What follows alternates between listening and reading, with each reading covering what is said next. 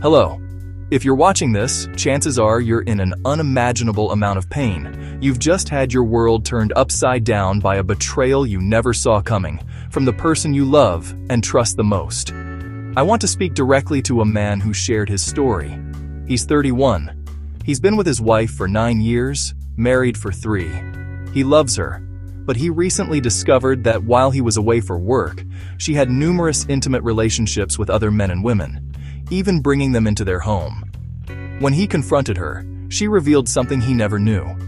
She has borderline personality disorder and has been in treatment since she was a child.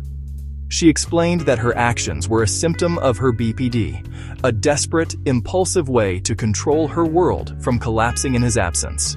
She says there were no real emotional or sexual connections. He's now drowning in debt to punish himself, has lost all self-respect, and is on the verge of divorce, even though he still sees the good, polite woman he married and knows she loves him. She's asking for therapy, but all he can see is cheating.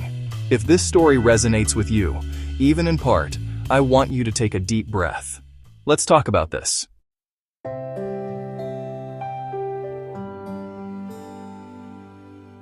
First, let's get one thing crystal clear. Your feelings are 100% valid. You feel wronged. You feel betrayed. You feel that you don't deserve this. You are right. You have been profoundly hurt. The trust that forms the bedrock of a marriage has been shattered. Her diagnosis of borderline personality disorder is an explanation, but it is not an excuse. Let me repeat that. It is an explanation, not an excuse. It doesn't erase the pain. It doesn't undo the actions. It doesn't magically heal the wound. What you are feeling right now, the anger, the confusion, the loss of self-respect, is a perfectly normal human reaction to a devastating betrayal. Do not let anyone, including yourself, tell you that you should feel differently.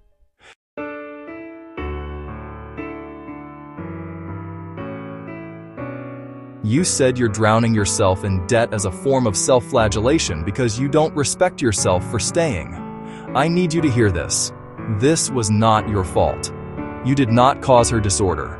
You did not cause her actions. Punishing yourself is like drinking poison and expecting the other person to get sick.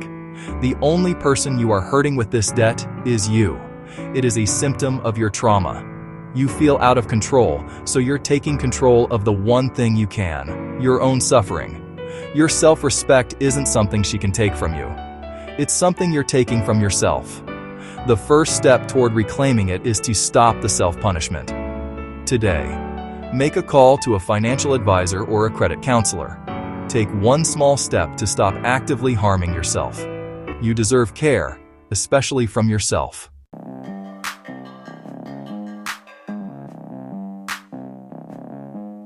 You said you can't see this as anything other than cheating. That makes sense, because it was cheating. The actions were acts of infidelity. Understanding BPD can add context. BPD is often characterized by a frantic fear of abandonment, chronic feelings of emptiness, and extreme emotional instability and impulsivity.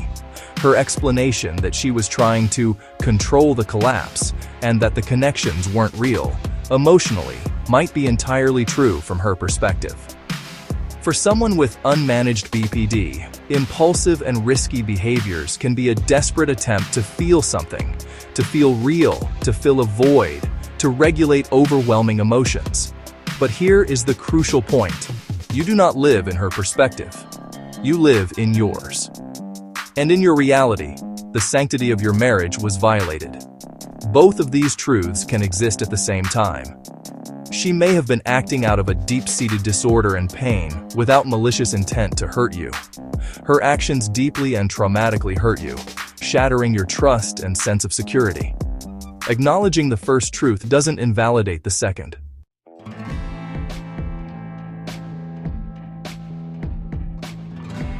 She's offering therapy now. This is where you have to make a decision based on your own needs, not hers.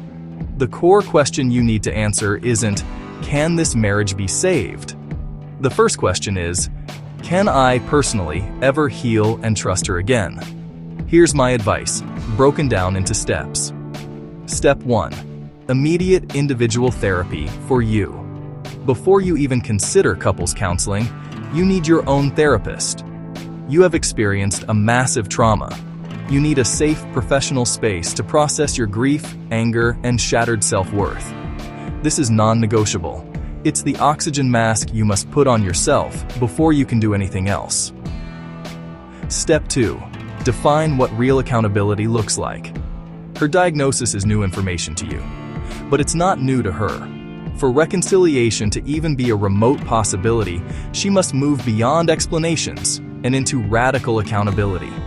This would look like an unwavering commitment to her own intensive therapy, likely DBT, dialectical behavior therapy, which is the gold standard for BPD. Complete transparency, no more secrets, patience and understanding for your pain, however long it takes you to process it. She must be willing to sit with your anger without becoming defensive, accepting that you may choose to leave and that it is a valid consequence of her actions. Step 3. Consider couples therapy as an exploratory tool. If, and only if, you have your own therapist and you see her taking radical accountability, you could consider couples therapy. But its goal should not be to save the marriage. Its goal should be to create a safe space for you to express the depth of your pain and for you to determine if a new foundation of trust can ever be built. It's a place for you to find clarity, not a guarantee of a solution.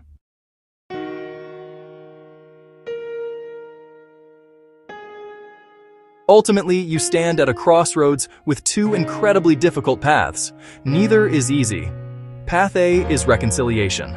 This path means accepting that you are married to someone with a serious mental health condition. It means understanding that her recovery will be a lifelong process. It requires superhuman levels of forgiveness and a willingness to rebuild trust from absolute zero. It is a monumental task, and you are under no obligation to undertake it. Path B is divorce. This path is an act of self-preservation. It is saying, I love you and I understand you are unwell, but I cannot sacrifice my own mental health and self-respect to stay in this marriage. The damage is too great. Choosing this path is not a failure. It is not an act of cruelty. It is a courageous and valid decision to protect yourself. It is choosing to honor the promise you made to respect yourself. The love you have for her is real. The 9 years you shared are real. The pain you feel is real. And the choice you have to make is yours alone. Stop punishing yourself. Get your own therapist. And then, from a place of rediscovered self-respect, you can make a clear decision about your future. Whatever you choose, know that you deserve to feel safe, respected, and whole again. You deserve peace.